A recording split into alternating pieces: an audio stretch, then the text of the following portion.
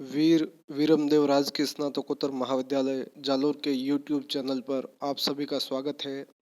विद्यार्थियों, आज हम काव्यांग विवेचन के अंतर्गत अलंकार संप्रदाय के बारे में बात करेंगे। अलंकार का सामान्य अर्थ आभूषण से होता है या गहनों से होता है। जिस प्रकार से एक स्त्री की शोभा उसके आभूषणों से होती है, गहनों से होती है, ठीक उसी प्रकार से कविता की शोभा अलंकारों से होती है।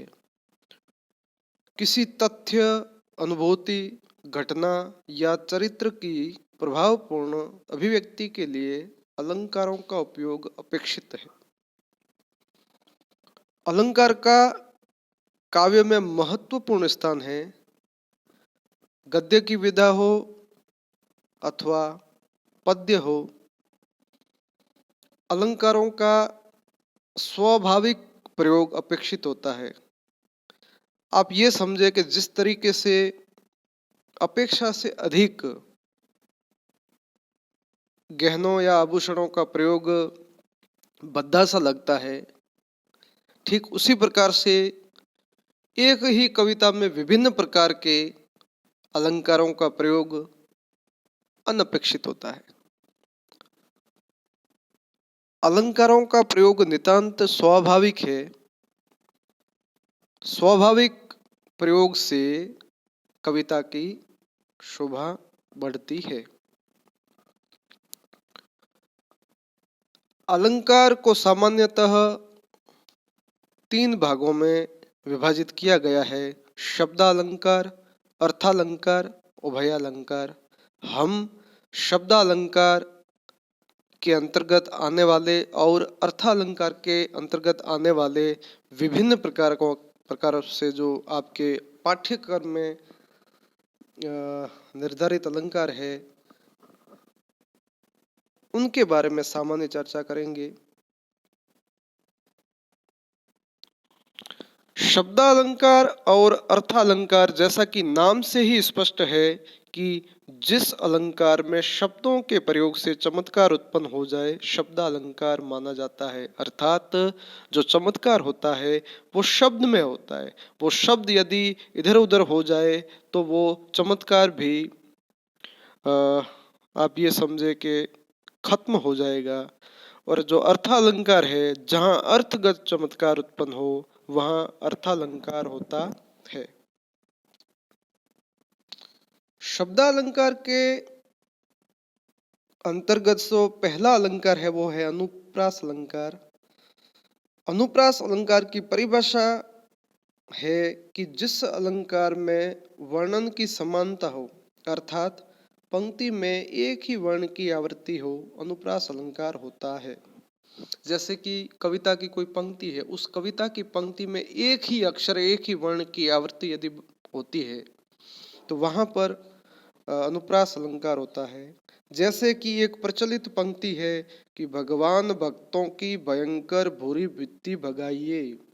अब सुनने से स्पष्ट हो जाता है कि प्रस्तुत पंक्ति में भ वर्ण की आवृत्ति हुई है और इस कारण से इस पंक्ति में अनुप्रास अलंकार है।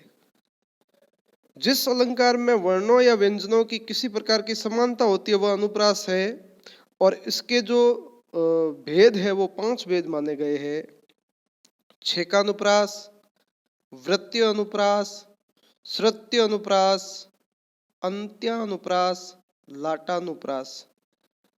अब जहां पर अनेक व्यंजनों या वर्णों की एक बार समता हो वहां छेकानुप्रास होता है। जैसे कि पंक्ति में बहुत से शब्द ऐसे होते हैं कि उसमें समानता पाई जाती है। जैसे कि एक उदाहरण हम देखते हैं: जन रंजन भंजन दनुज मनोज रूप सुर भूप विश्व बदर इव धृत उदर जोवत सोवत सूप। अब ये जो उदाहरण है इसमें जन नुज दर एक बार समता है, इस वजह से इस उदाहरण में छेकानुप्रास होगा। लाटानुप्रास जो अलंकार है, परीक्षा में इस अलंकार से संबंधित प्रश्न पूछे जाते हैं।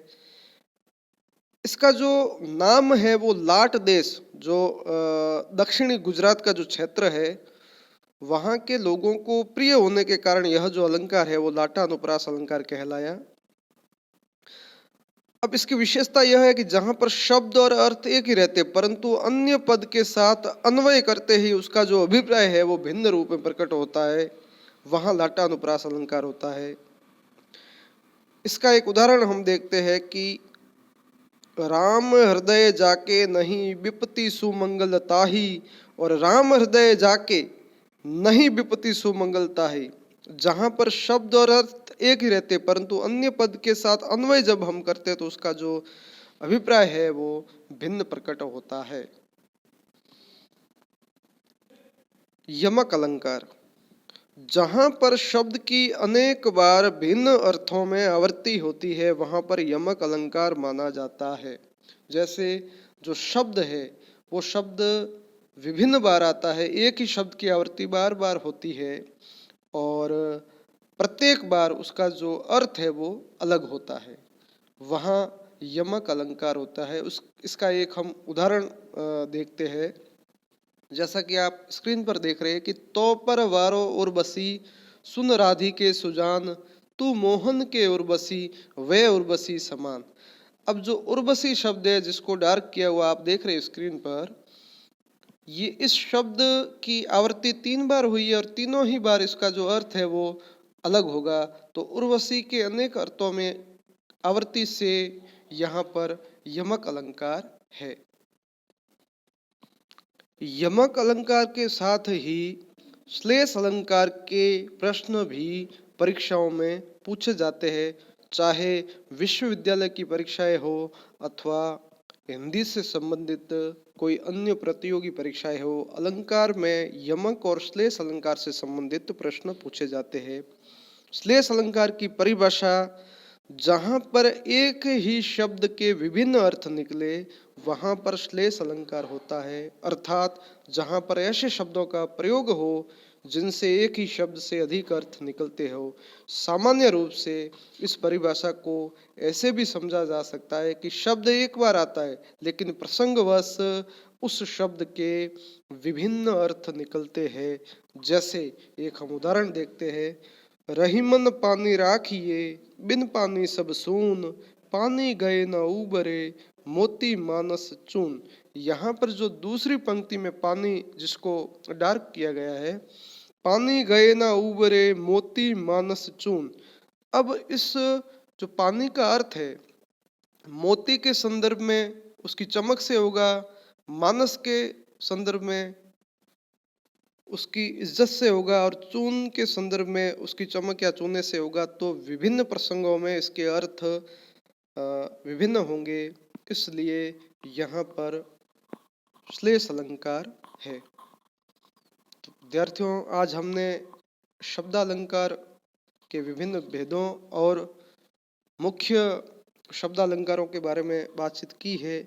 आगे के वीडियो में अलंकार के इस विषय को और आगे बढ़ाएंगे।